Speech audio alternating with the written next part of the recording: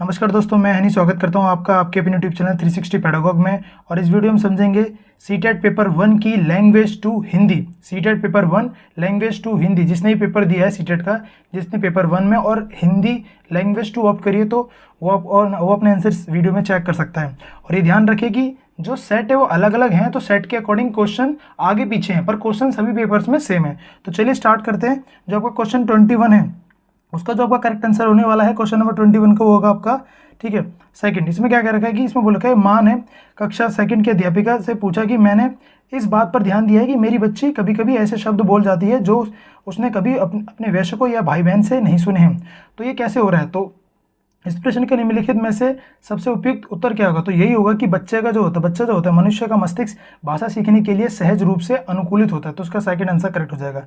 अगला समझते हैं क्वेश्चन नंबर 122। क्वेश्चन नंबर 122 उसका करेक्ट आंसर होगा आपका फर्स्ट। चलिए आगे समझते हैं क्वेश्चन नंबर 123। क्वेश्चन नंबर 123 का जो करेक्ट आंसर है आपका हो जाएगा फर्स्ट कि एक अध्यापिका शिक्षार्थियों के भाषा के श्रवण कौशलों का विकास कैसे कर सकते हैं विद्यार्थियों के लिए। आंसर 1 ठीक होगा कि अवसर सृजित करना जिसमें वो तरह तरह की भाषा स्रोतों और लोगों से सुन सके और अन्य श्रवण संबंधी गतिविधियों में संलग्न हो सके। तो चलिए अगला समझते हैं। जो क्वेश्चन नंबर 124 है उसका करेक्ट आंसर क्या होगा? क्वेश्चन नंबर 124 का जो करेक्ट आंसर होगा आपका हो जाएगा थर्ड।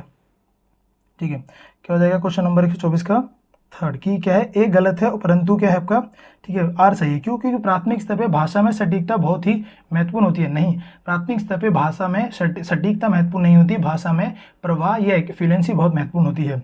और जो आर है व्याकरण प्राथमिक स्तर पर पाठ्यचर्या का अभिन्न अंग होता है। ये भी इतना ज़्यादा इंपॉर्टेंट नहीं है, बट जो आपको आंसर लगाना है वैसे तो थर्ड ही लगाना पड़ेगा। वैसे दोनों इतने अच्छे नहीं है, तो पहला तो बिल्कुल ही गलत है। चलिए अगले समझते हैं 125 का जो करेक्ट आंसर आपका होगा वो होगा आपका फर्स्ट उपागम। आगे समझते हैं 126। क्वेश्चन नंबर 126 रचनात्मक मूल्यांकन क्या है? चलिए इसको समझते हैं। इसका जो करेक्ट आंसर होने वाला है आपका वो अधिगम में हो रहे विकास और सुधार से संबंधित है। चलिए आगे समझते हैं। तो क्वेश्चन नंबर 27 का जो आपका करेक्ट आंसर होने वाला है वो आपका है आपका डी। ठीक है, इसमें क्या करके कक्षा में कुछ शारीरिक गतिविधियों करानी चाहिए ताकि बच्चा आसानी से चीज़ों को सीख सके। जिसमें दरकर छोटे बच्चों के लिए पाठ्य योजना बनाते समय अध्यापिका ने समग्र भौतिक प्रतिक्रिया विधि पर ध्यान केंद्रित करने का निर्णय लिया। तो पाठ में समग्र भौतिक जो TPR होता है इसमें क्या होता है, फिजिकल एक्टिविटी कराई जाती है। तो उसका डी आंसर होगा। 128 का जो आपका करेक्ट आंसर होगा व्याकरण सिखाने में कौन सा उपागम इस मत को प्रोत्साहित करता है कि भाषा अधिगम नियमों को सिखाने से संबंधित है। तो उसका करेक्ट आंसर आपको होगा थर्ड।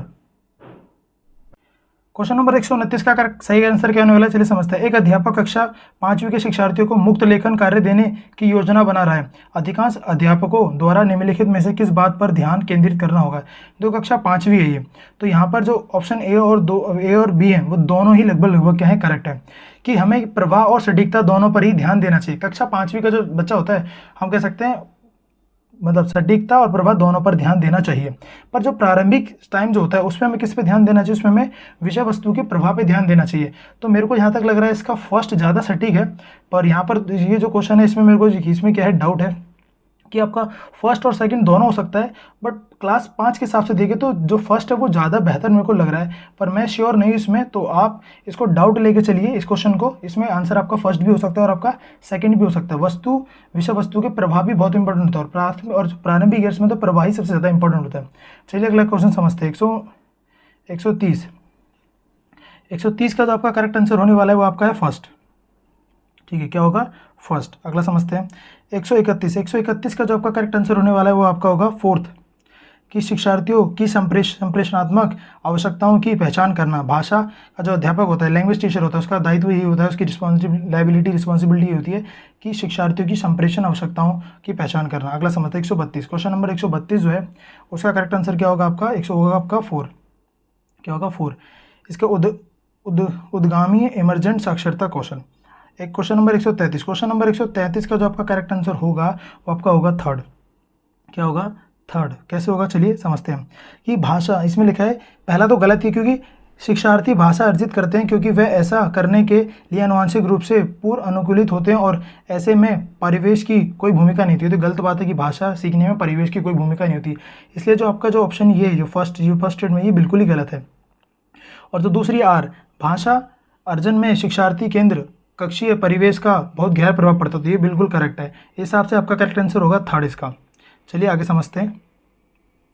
ठीक है, क्वेश्चन नंबर 134 है। जो क्वेश्चन नंबर 134 का आपका करेक्ट आंसर होगा वो आपका होगा फर्स्ट। ठीक है, समग्र भाषा उपागम। आगे समझते हैं क्वेश्चन नंबर 135। क्वेश्चन नंबर 135 का करेक्ट आंसर होगा आपका थर्ड, अधिभाषिक विचार विमर्श योग्यता। ठीक है, क्वेश्चन नंबर 136 से 142, 136 से 142 को समझते हैं। ठीक है, अभी आपके पैसेज आ गए तो उनको समझते हैं। यहाँ से 136, क्वेश्चन नंबर 136 का आपका करेक्ट आंसर होने वाला है आपका फर्स्ट, तनाव। आगे समझते हैं। सबसे बड़ी भूल क्या है? सुख पाने के लिए गलत काम करना ही क्या है सबसे बड़ी आपकी भूल है। क्वेश्चन नंबर ऑप्शन हो जाएगा 137 का थर्ड। चलिए अगला समझते हैं। सुख कहाँ होता है? सुख कहाँ होता है? जहाँ धर्म होता है। तो 138 का क्या हो जाएगा आपका 2। 139 का सही आंसर क्या होगा आपका? 139 का आपका सही आंसर होगा दंड, क्योंकि इस दंड का कहीं भी जिक्र नहीं दे रखा आपके जो पैराग्राफ में। धर्म, दुख, सुख इन सब का जिक्र है। क्वेश्चन नंबर 140, गलत कार्य करने से सुख की हानि होती है। तो आपका हो जाएगा ऑप्शन नंबर फोर्थ, 140 का फोर्थ। ठीक है जी, 140 का फोर्थ। अब समझते हैं क्वेश्चन नंबर 141। क्वेश्चन नंबर 141 जो आपका, उसका आंसर आपका होगा थर्ड, कि किस शब्द में एक प्रत्यय को प्रयोग संभव है? धार्मिक। ठीक है, धर्म में एक हो जाएगा, धार्मिक हो जाएगा। अगला समझते हैं क्वेश्चन नंबर 142। क्वेश्चन नंबर 142 में पहला आंसर ठीक होगा पापी। पापी अलग है, दुख, धर्म, सुख सारे कहीं ना कहीं पैसेज में भी दे रखे हैं, पापी ऐसा नहीं है। तो इसका करेक्ट आंसर होगा फर्स्ट, 142 का। अब दूसरा पैराग्राफ समझते हैं 143 से 150। चलिए समझते हैं। 143 का आपका जो करेक्ट आंसर हो जाएगा मणिपुर, कि संगाई महोत्सव का आयोजन डैश में किया जाता है, मणिपुर में किया जाता है। भारत की परंपरा में निम्नलिखित में से कौन सा शामिल नहीं है? तो इसका जो करेक्ट आंसर होगा आपका होगा संघर्ष। मेले, उत्सव और त्यौहार ये सभी शामिल है। ठीक है, अगला समझते हैं क्वेश्चन नंबर 144, सॉरी 145।